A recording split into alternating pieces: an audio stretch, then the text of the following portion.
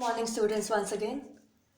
In last class of English we did capital cursive alphabets from A to J, and now today we will do from K till Z. So let's see the strokes. First is K. We need to start from the first blue line, a slant coming down and again a slant, and from the center one slant up and one slant down, and again a small slanting line till first blue line. Then is L, starting from the first blue line, going up, making a small loop, coming down, again a small loop and a curve and a slanting line. Next is M. This is easy, all the slanting lines. 1, 2 going up, 3 coming down, 4 going up, 5 and 6. So next is N. So similar to M, just we have to do twice. 1, 2, this is 1 and this is 2. All the slanting lines. Then is O. Similar as we did in small cursive alphabets. Starting from second blue line, going up, making a round, and from the top we have to make a small curve. Then is P. Making a line, coming down, going up till the red line, and then from that point we have to make a curve till the first blue line. This is P. Next is Q.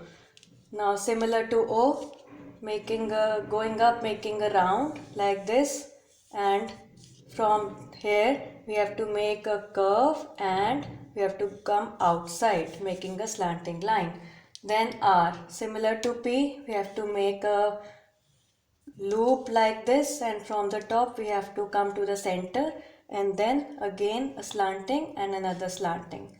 Next is S, similar to smaller one, small cursive, making a line till the red line and a loop from the red line coming down, not touching this line, just till the middle, and then another slanting line. Next is T, just like F we did yesterday, and starting from red line, making a light wave coming down and a small slant. Now in F we made a line in the center, but in T we will not. And then is U, a slanting line coming down, making a curve till the top, again coming down and a slanting line.